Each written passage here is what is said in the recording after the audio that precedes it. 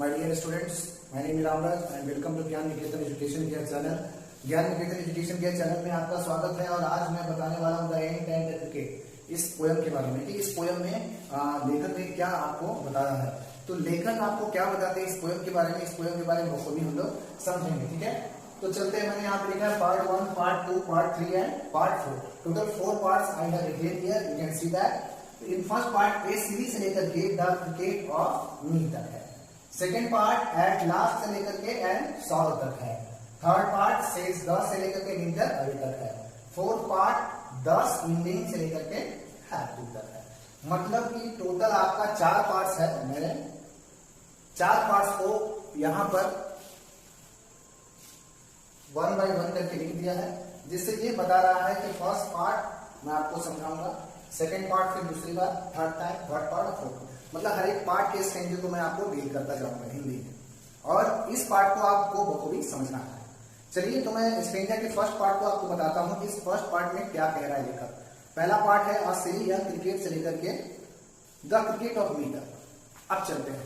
इस चैप्टर का नाम है the end and the cricket. तो इस चैप्टर में क्या बताया कि एक चींटी है और एक क्या क्रिकेट है। मतलब एक क्रिकेट का मतलब होता है झिंगुर, लेकिन यहाँ पे क्रिकेट को झिंगुर नहीं कहा, यहाँ पे एक टिड्डा, उस टिड्डे को ही क्रिकेट नाम दे दिया गया। तो इस क्रिकेट और इस चींटी में, मतलब टिड्डा और चींटी में, दोनों में बातें जी, दोनों में क्या है इसके बारे में लेखक बताना चाहता है। तो मेरे प्यारे छात्रों, मैं सबसे पहले इस पूरे के पूरे पोयम के बारे में एक समराइज कर देता हूँ, एक सारांश बता देता हूँ कि दोनों में क्या है। तो दोनों में क्या है कि जो क्रिकेट होता है वो तो मुल्क होता है। तो क्या करता है कि गर्मियों के दिनों में और बसंत के दिनों में उसका घर बहुत अच्छा रहता है। जहां पे जो अपना घर बनाया रहता है उसका घर बहुत अच्छा रहता है। उसके घर में खाने पीने के सामान रहते हैं और उससे उसका कोई तकलीफ नहीं होता है। लेकिन वो टिड्डा मूर्ख कैसे हुआ, जब वो टिड्डा अपने खराब दिन आने वाले जो रहते हैं उस दिन में वह अपना कोई भी खाने का सामान, मतलब अपने जीवन को जीने का जो सामान वह संग्रहित करके नहीं रखता। आदमी कभी भी कुछ मुसीबत आता है, उसे पता होता है, तो वह सबसे पहले क्या करता है, उस मुसीबत को सॉल्व करने के रास्ते ढूंढता है। लेकिन टिड्डा इस प्रकार का कोई काम नहीं करता।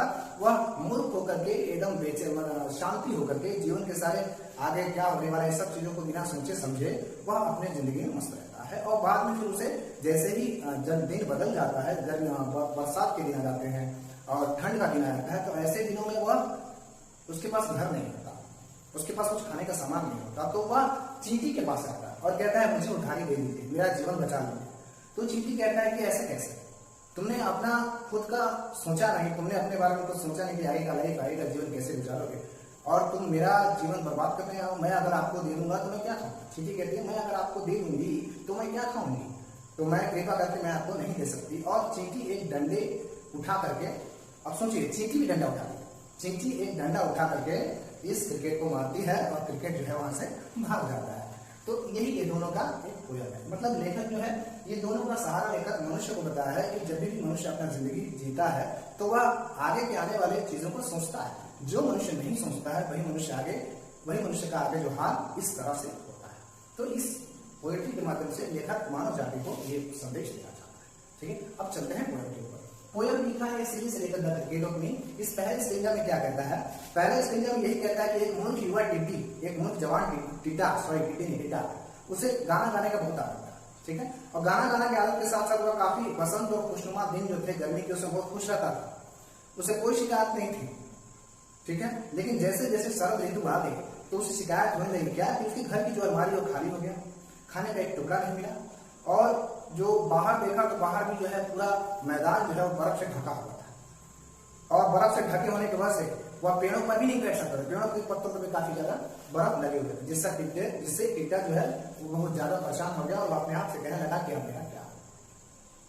ये स्टेंजा का फर्स्ट पार्ट का हिंदी, फर्स्ट पार्ट की हिंदी यही बताया गया है कि वो इंट्रोडक्शन दे रहा है अपना घर का और अपने स्टडी का। अब चलते हैं स्टेंजा नंबर 2 एट लास्ट से लेकर के एंड सॉल्व तक। इस स्टेंजा में क्या कहता है, इस स्टेंजा में कहता है कि अंत में भूख से वह मरने लगा। कौन, टिड्डा। क्यों, क्योंकि बरसात के दिन आ गए थे, सब कुछ पानियों से गीला पड़ा था, वह ठंड से कांप रहा था। और अंत में वह दुखी होकर के इस दयालु चींटी के पास गया और उससे अपने जीवन की भीख मांगी। उस टिड्डा ने चींटी से कहा कि मेरी प्यारी चींटी, क्या मुझे रहने के लिए घर मिलेगा, खाने के लिए मुट्ठी भर अनाज मिलेगी? क्या तुम मुझे ऐसे ही कह के लौटा दोगे या मैं दुख से मर जाऊंगा? ये दूसरे स्टेंजा का हिंदी था।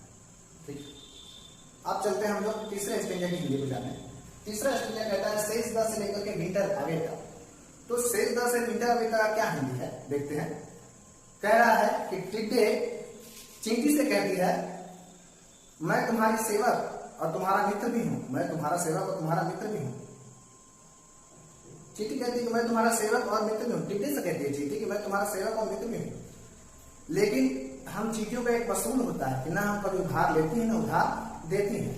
मेरे प्यारे टिड्डे, तुमने अपने बचे हुए जीवन के लिए कुछ नहीं बचाया, तो अब मैं क्या करूं? मेरा उसमें कोई कसूर नहीं था, कसूर नहीं है। जब मौसम गर्म था तो तुम अपने लिए बहुत सारी चीजों को रख सकती थी, खाने पीने की चीजों को स्टोर करके रख सकती थी, संग्रह करके रख सकती थी, ताकि उससे आने वाले खराब दिनों में आपका मदद हो। लेकिन तुमने ऐसा कुछ नहीं किया, केवल आप गाना गाते रह गए। तो अब जाइए और पूरी सर्दी नाचिए।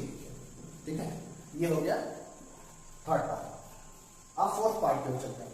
फोर्थ पार्ट आपका स्टार्ट होता है 10 एंडिंग से लेकर हाफ तक। फोर्थ पार्ट में कहता है कि चींटी इतना कहते हुए उसने अपना जल्दी से एक डंडा उठाई और डंडा उठाने के बाद टिड्डे को बाहर दरवाजे के बाहर ढकेल दिया और ढकेल देने के बाद उसे डंडे मार के भगाना शुरू कर दिया। लोग इसे लोक कथा कहते हैं, लेकिन लेखक कहता है कि लोग इसे लोक कथा कहते हैं, लेकिन मैं इसे सत्य मानूंगा। क्यों? क्योंकि कुछ टिड्डों के पैर 2 होते हैं और कुछ टिड्डों के पैर 4 होते हैं। ये लेखक है। ठीक है, तो मेरे प्यारे छात्रों, मैं आशा करता हूं कि आपको चारों स्टेंजा के बारे में समझ में आ गया होगा और आगे आप इसे पढ़ेंगे और जो भी प्रॉब्लम होगा आप व्हाट्सएप पे मुझसे पूछ सकते हैं। ठीक है, तब तक के लिए धन्यवाद मेरे छात्रों।